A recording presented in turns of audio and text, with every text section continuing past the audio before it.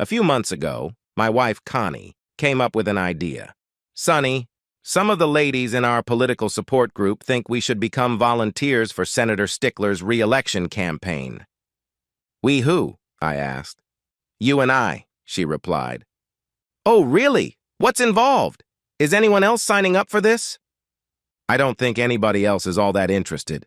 From what I understand, up until the election, it would be as much time as we are willing to donate. We'd be traveling around the state helping with fundraising events. I'd imagine we'd be doing whatever was needed at the time. What about my job? I asked. You have what? 20-some weeks of vacation you haven't used. Take a few months off. I think this would be a blast. I had to hand it to her. This was totally out of character for us. We'd been married for 22 years and both kids were now in college. Having an empty nest was very different. Nothing we had ever done was this spontaneous. It did have a certain appeal about it. Get some more detailed information. If we're on the road, who pays for what? Things like that. Do we feed ourselves? Are we required to wear uniforms? Find out what you can, I asked. The information we received wasn't a showstopper. It was a little more out of pocket than I'd hoped, but we could afford it. Senator Stickler's name had been tossed around as a possible presidential contender in 8 or 12 years. Who knows? Maybe we'd get the chance to work on a presidential campaign, too. I started my job 2 years before Connie and I were married. One of the other hires who started the same day was Vanessa Bromley. She wasn't Bromley at the time. That's her married name. She's been divorced for about 10 years now. We were equals along the way until she took maternity leave. After that, I seemed to get promotions and spotlight jobs. She's been reporting to me for 4 years now. You could not ask for a more dedicated employee. Although nothing inappropriate has ever taken place, when we are alone, Vanessa refers to me as her next ex. She's made it very clear that I would have no choice in the matter if I ever came back on the market. Our employer does not have a non-fraternization policy. They don't want any legal exposure to something they really can't control. That's not to say that some haven't been sent packing after letting their personal relationships cloud their loyalty to the company. Connie doesn't fully trust Vanessa. What's that old saying? Keep your friends close and your enemies closer. That's Connie. We've had Vanessa over for many of our block parties. I think Connie is just gauging whether Vanessa and I act strangely. Since nothing had ever occurred, it's easy to act naturally. There's no travel in my job. Connie worked as a temp until she became pregnant. Ever since she's been a stay-at-home mom. When the kids were in school, she volunteered at the school. Only recently did she try the temp job thing again, but she's woefully unqualified for today's workplace. So now she and her posse volunteer for whatever needs saving. Not once have I ever suspected Connie of a physical or emotional affair. We filled out the necessary paperwork and passed the background checks. He was not thrilled, but my boss agreed I could take the time off. Vanessa was named my temporary replacement. Hey, next ex, I get to be you for 10 weeks. Try not to fire my best employees. I've got a little more backbone than that last guy. You probably won't fit in when you get back. Listen to you. If you end up overwhelmed, just call. It's okay if I'm the only one that sees you crying. I may call you, if things get weird. I expect some of the guys to test my resolve. They are treading on thin ice if they do. I'm here for you, Vanessa. Gotta go. Talk to you soon. Thanks, next ex. Later. With little fanfare, Connie and I spent our first day as campaign volunteers. We were one of 3 older couples amongst a slew of college-aged men and women. On Wednesday, before that night's fundraising event, we were introduced to the senator. I'd seen him on television for the last 12 or so years, so meeting him in person didn't do much for me. Connie, however, was acting like a teeny bopper at a boy band concert. Henrik Stickler was full of himself. I suspect he fancied himself a ladies' man. The way he treated the male volunteers was quite dismissive. The ladies were kissed on the forehead, hugged and touched on the arms, back, neck, and cheeks. He was somewhat shorter than most at maybe 5'8" and easily above 200 pounds. He was not physically fit and was easily winded. Connie, watch yourself around Henrik. I don't like how he's all touchy-feely with the women. Geezer, Sonny. He's simply a very outgoing person. Get a grip, she replied. We filled our days making phone calls, posters, copies, coffee, and being goers. You certainly don't need to be in the upper 90% of the graduating class to do this stuff. We used all sorts of adhesives to make these displays. When we had a trophy or other heavy item to secure to the poster board, we'd use super glue. You have to be extra careful with that stuff, as you can easily glue your fingers together. I did it once, and it took 3 days before I could pry them apart. Even using the internet solutions to loosen the grip of the glue, I still lost several layers of skin when I finally got them separated. Those 2 fingers are still trying to heal and can be quite painful at times. Apparently, the glue prevents the skin from breathing, and you lose several layers of skin. Every few days, I was back at the office supplies store for another case of super glue, duct tape, paper glue, poster boards, and staples. Between the different types of glue and all of the other crap, the campaign was spending thousands. When you considered the lifespan of some of these things, which was a couple of hours during the fundraising dinners, the waste was staggering. Connie seems to be addicted to these smoothie drinks, so I head out 2 or 3 times a day to get her fix. What sounded like a fun way to spend a few months was turning into a mindless waste of time. I'm no more inclined to vote for Stickler than his opponent. Henrik was making the same speech every chance he got. I've got a plan. I'm going to stick to it, and I'm going to stick it to Washington. The trouble is, he's been there for 2 terms, and all he's done is pad his pockets. I doubt he's ever introduced a meaningful piece of legislation. Voting along party lines is all he ever does. If his opponent didn't appear to be just as sleazy, I'd quit this experiment. Our home life was taking a beating. The long hours and time spent driving meant intimacy was happening. Well, not at all. Connie kept updating her Facebook page with pictures from each fundraising event. Again and again, here I am with Senator Stickler. Every picture showed his hands somewhere on her. At a minimum, she was star-stuck. Several attempts at breaking my celibate streak were shot down when I complained about Connie's behavior around Henrik. Connie, what's gotten into you? You hang on to every word Henrik speaks and are like a puppy dog following him around. Do I have to worry about the 2 of you? I can't believe you. What? Are you jealous of a successful man? Is that it? I like him. He's got money, power, and prestige. He's also got a wife. And then she stomped away and slammed the bedroom door. I'd quit this campaign if Connie did too. That suggestion resulted in another shouting match. This election can't come soon enough. Stickler was leading in the polls, but not by more than the sampling margin of error, so it was still in doubt. With 2 weeks to go, it was all hands on deck. We were 3 hours from home and getting ready for tonight's fundraising dinner. Henrik had just entered the ballroom and was busy schmoozing. My hands were full of brochures to be handed out this evening. I had just returned from picking them up and had not seen Connie yet. You're Sonny Tenaces, right?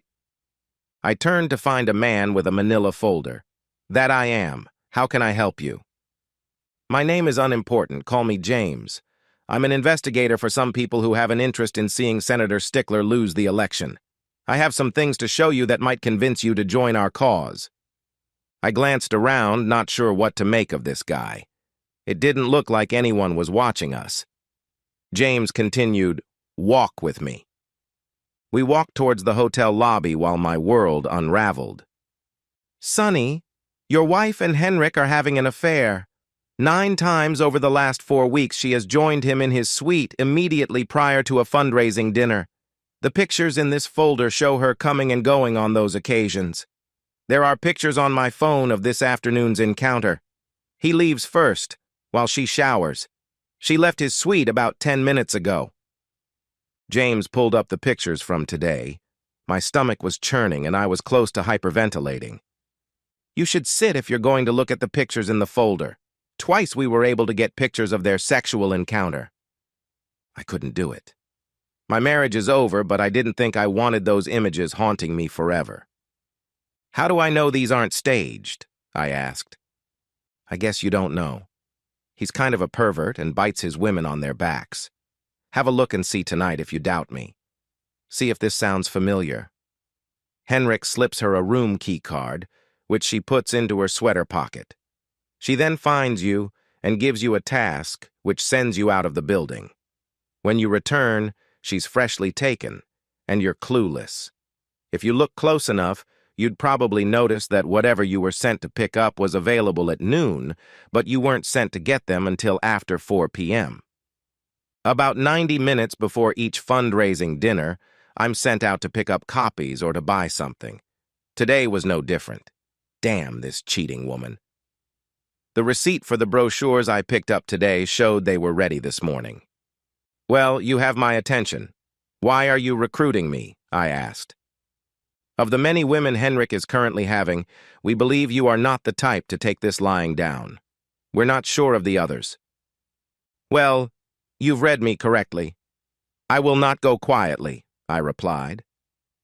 James went on to describe how much they would like to see a very vocal and demonstrative marital meltdown.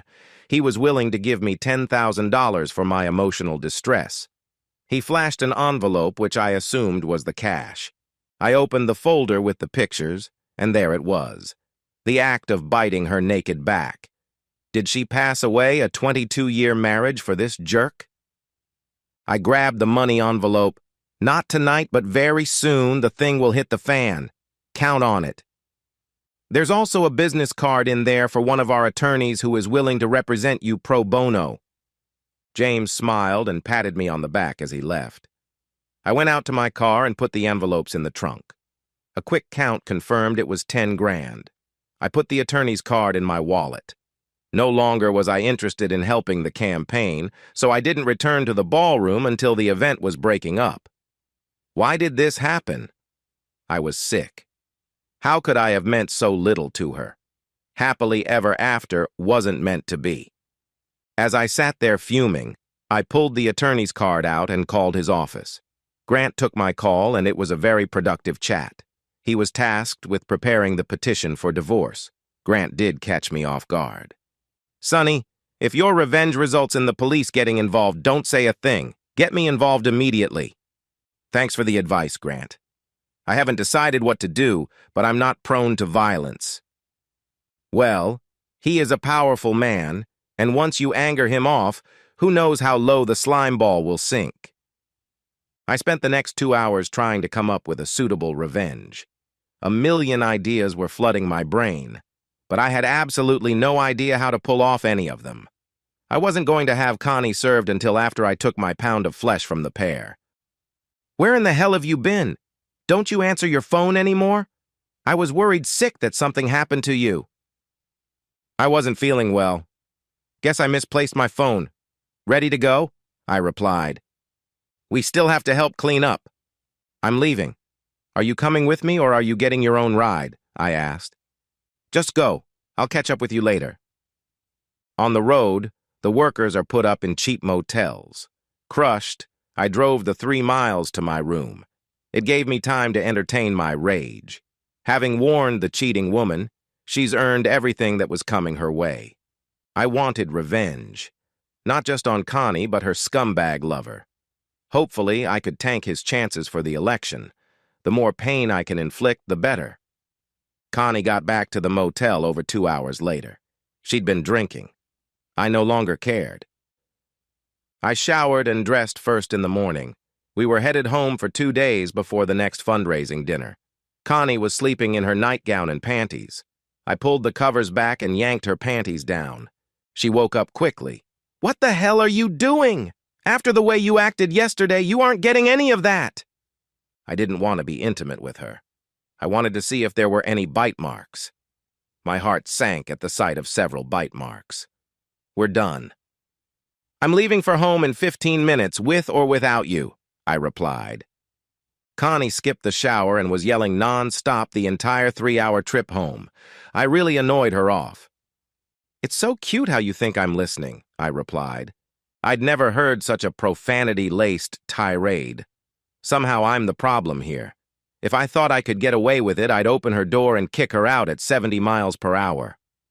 Once home, I found our dog, Sausage, was lethargic, so I took him in to see the vet. Anything to get away from her at this point. As we were waiting in the examination room, I noticed a bottle of chloroform sitting on the counter. A sinister revenge plan seemed to appear out of thin air. I pocketed the bottle. After Sausage was given an antibiotic shot, I headed back home. Kissed that C-note goodbye. Although it was damn hard, I tried to act as normal as possible. It was 48 hours of cold shoulders and dining alone. I snuck off and got tested for STDs. I couldn't remember the last time we'd had intimacy.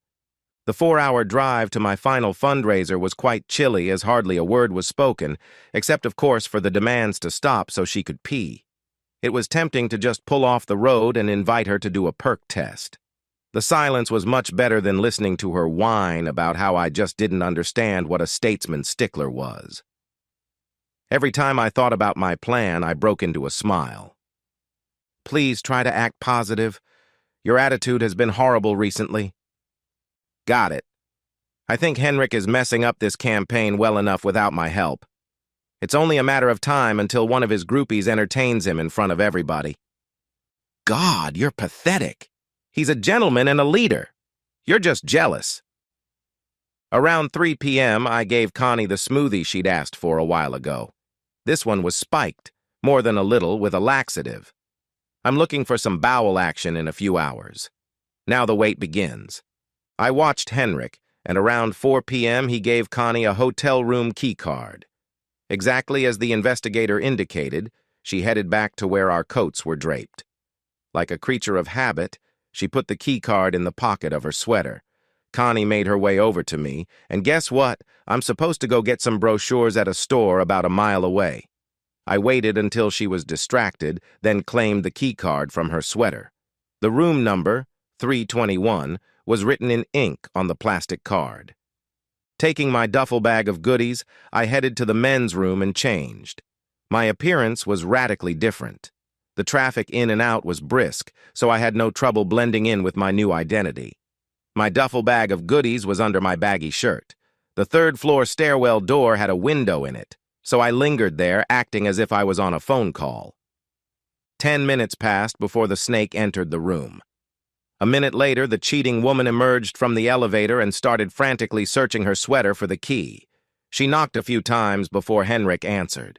He jerked her arm hard, pulling her into the room. I gave them a minute to get their party started, then strolled towards their door. I paused long enough to hear the rutting.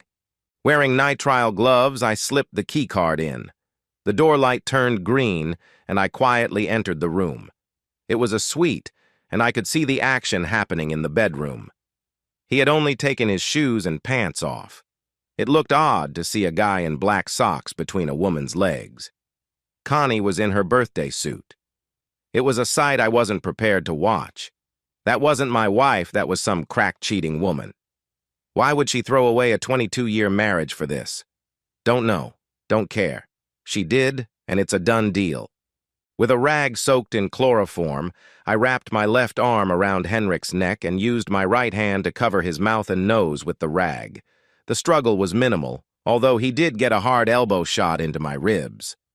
Connie, with her head buried in the pillow, really didn't pick up on the commotion.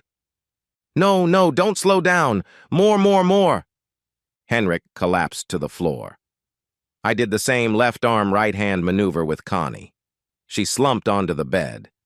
Moving unconscious people around is not as easy as I was hoping. I definitely need to start working out. First things first, I completely stripped Henrik and pulled him up onto the bed. I shoved Connie to the edge of the bed. She fell off. Oops. Grabbing an unused washcloth from the bathroom, I dried both Henrik's and Connie's private parts. I also wiped Connie's face clean of her makeup. Opening one of the large bottles of super glue, I proceeded to glue Connie's private parts together, not completely, so she'd be peeing like a showerhead. Coating Henrik's private parts completely, with extra on his tip, I stretch-pulled it underneath his testicles and glued it near his back. It's amazing how far you can stretch that. I made sure to pinch the penis opening closed. Losing several layers of skin here is going to sting. My plan was to push his cheeks together to pin his penis in place. That wasn't going to work, so I simply pressed firmly until his penis was stuck in place. That was a lot easier than I thought it would be. My ribs hurt, so I stuck the tip of the glue bottle in the bastard's hole and gave it a squirt. Thinking about the laxative, I glued Henrik's upper lip to his nostrils. He'd have to breathe through his mouth and he wouldn't be able to shut it.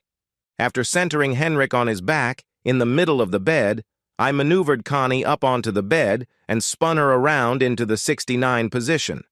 With a few adjustments, I positioned Connie's back to point at Henrik's mouth. There were a few inches separating them. I applied glue to both sides of Henrik's face and Connie's inner thighs. After a minute of pressure, they were stuck together. Lifting Connie's head up, I applied a nice coat of glue to her nips and pressed her back down into Henrik's chest. Losing several layers of skin on those nips will hurt like hell for who knows how long. She was stuck to his belly now. Applying glue to Connie's cheeks and Henrik's inner thighs, I secured his legs to her face. I glued a Vote Stickler bumper sticker in Connie's hair. That looked so good, I put one in Henrik's hair too. I stared at her bite mark-covered back. Why? What the hell did I do to deserve this? Standing back, I admired my work. I had the better part of half a bottle of glue left, so I coated their palms and fingers with glue. Thinking back to the times I'd actually performed mutual oral pleasuring, I glued their hands behind their partner's knees. As I was loading up all of their clothes into one of those hotel laundry plastic bags, I found Connie's cell phone. I slid it under Henrik, along with the contents of his pants. I hustled as I heard some soft groans coming from the bed. Opening the deadbolt to prevent the room door from closing, I left the room taking all of their clothing and found my way to the loading dock. Across the dock were the dumpsters for the pizza place, and I could see the garbage truck heading towards them.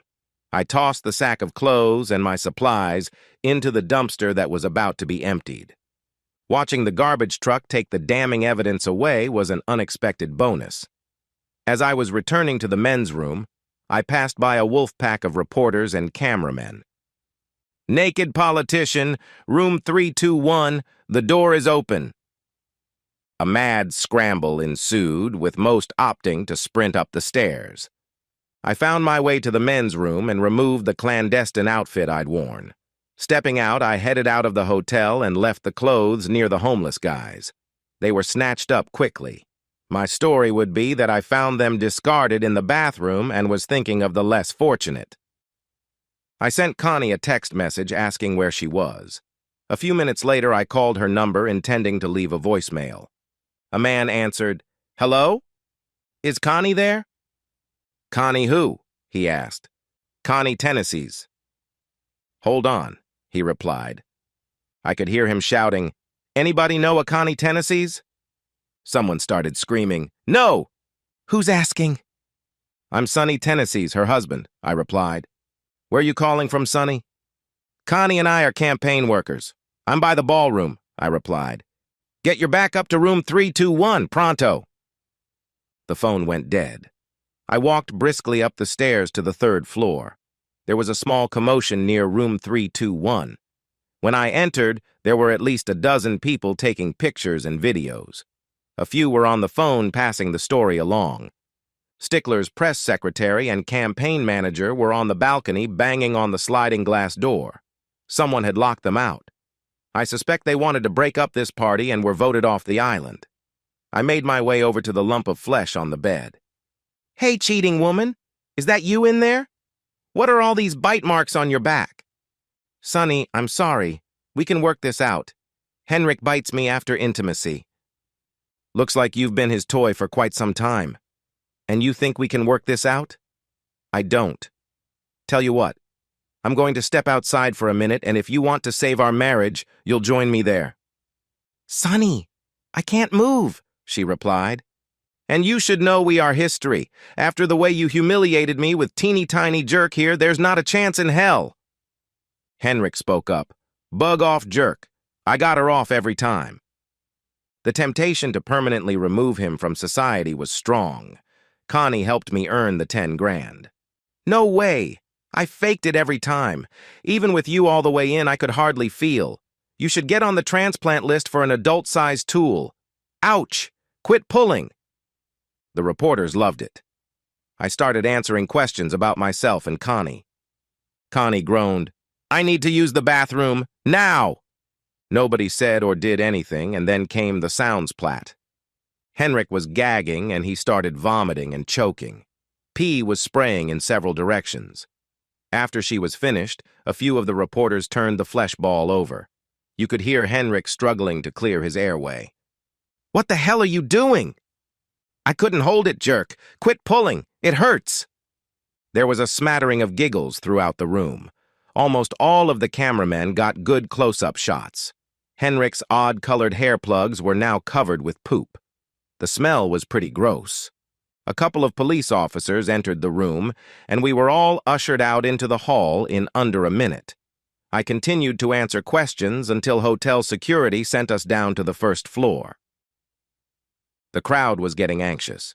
At $1,000 a plate, Henrik needed to be pressing flesh. The limo with his wife pulled up to the curb. It seemed like there were extra television vans covering tonight's event.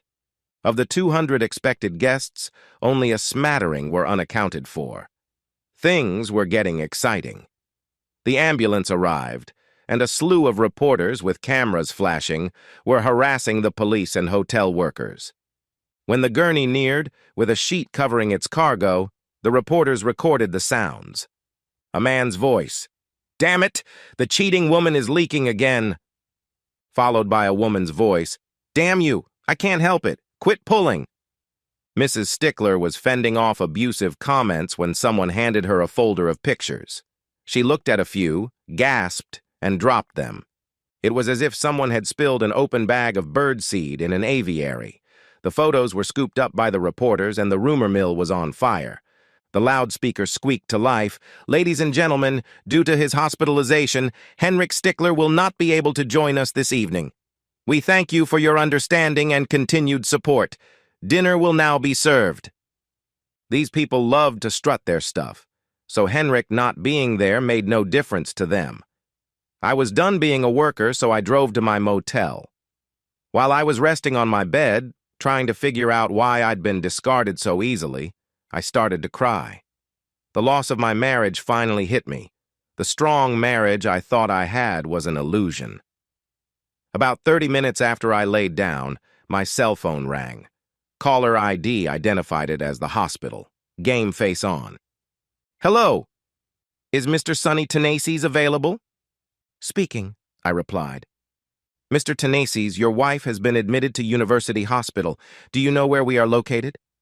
"I do. Why does that matter?" "Don't you want to see her?" they asked. "That cheating woman? Can I ask that she be taken off of life support?" "Sir, she's not on life support. We need you to confirm her identity and supply her insurance information." My $10,000 incentive kicked in.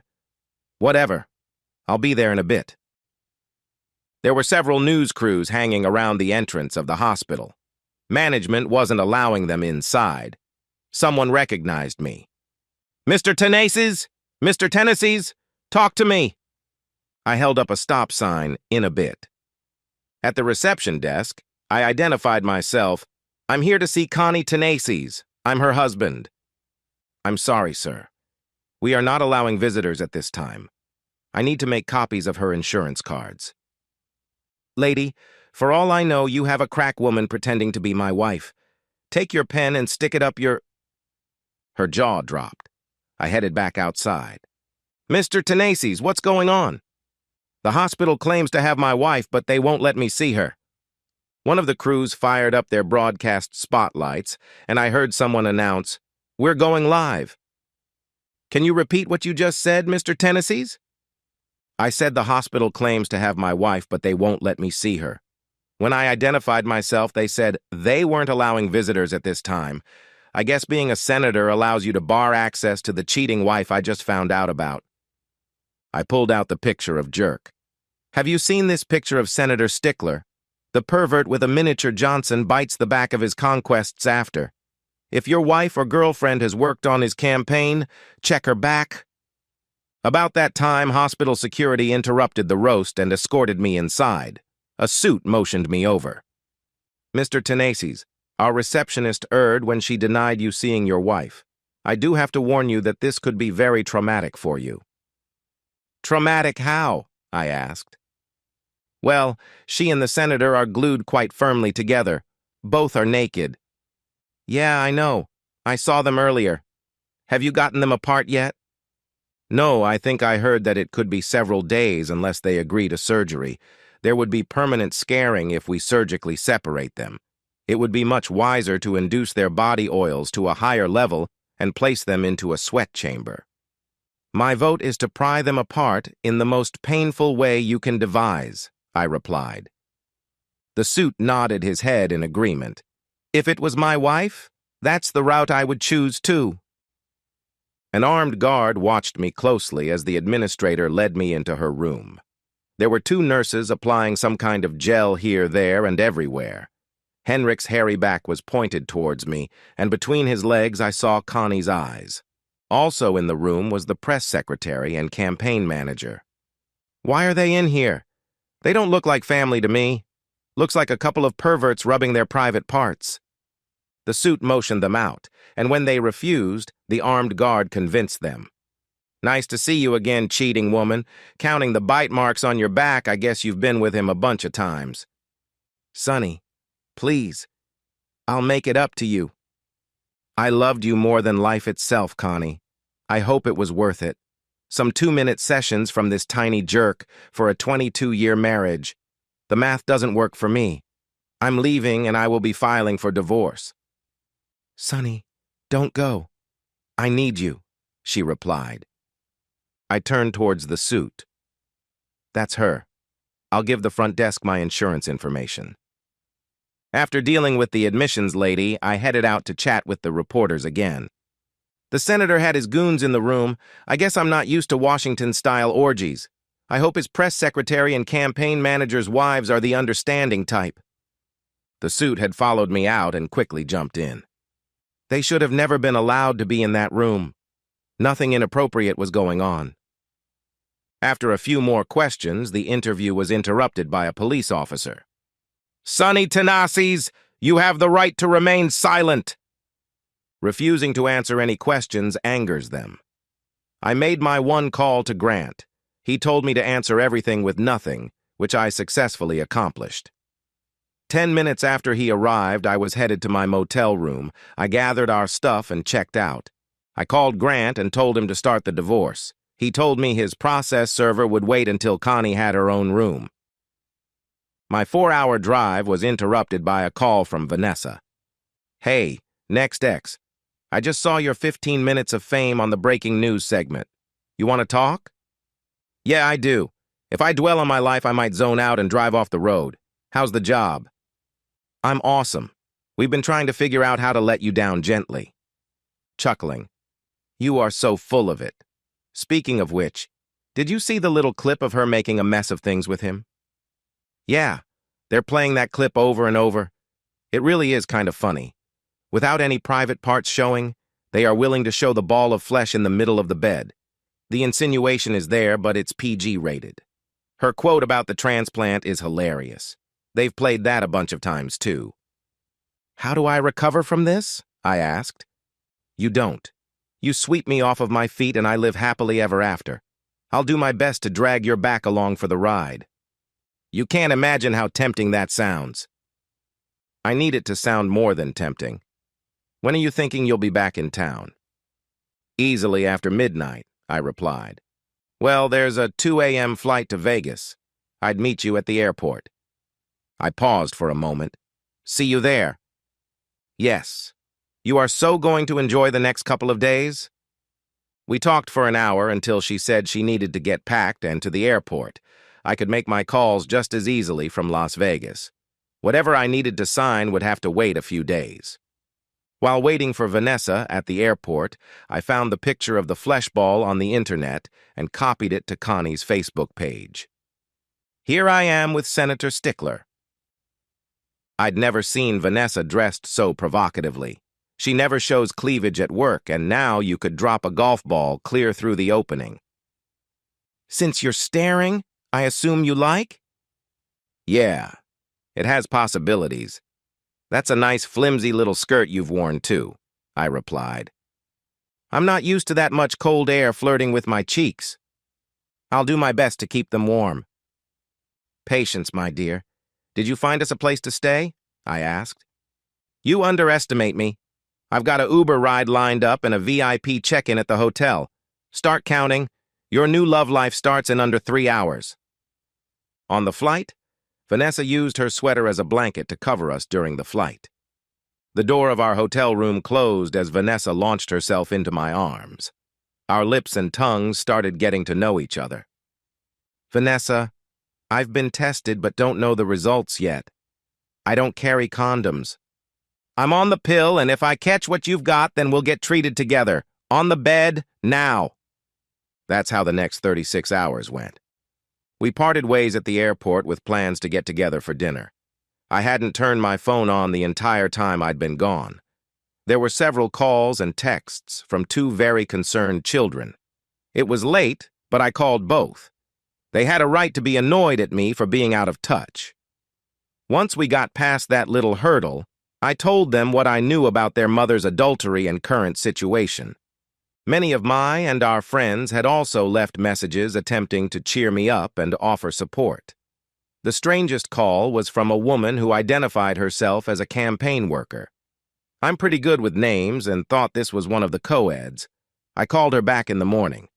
Hello, she answered. Hi, this is Sunny Tenaces. You left me a message. Thanks for getting back to me. I have a problem and was wondering if you could point me in the right direction. Fire away. Don't know if I can help, but I'll try, I replied. My boyfriend and I have been working alongside you and Connie. I noticed that he has bite marks on his back. I want to put the senator. Can you help me? Stickler rants and raves about religious righteousness. Those folks have little sympathy for alternate lifestyles. This would sink him permanently. I pulled out the card I had for the attorney.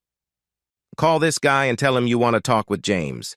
Hint to James that you could certainly use a little financial help. Thank you, Sonny, she replied. The news conference and immediate fallout were a blast to watch. Stickler's 2 percentage point lead in the polls was now a 5-point deficit with a week to the elections. His opponent's latest ads were brutal. Someone wants to stick it to Washington. But with his little twig of a stick, Washington might not feel it. On Monday night, it was the hospital calling Sonny.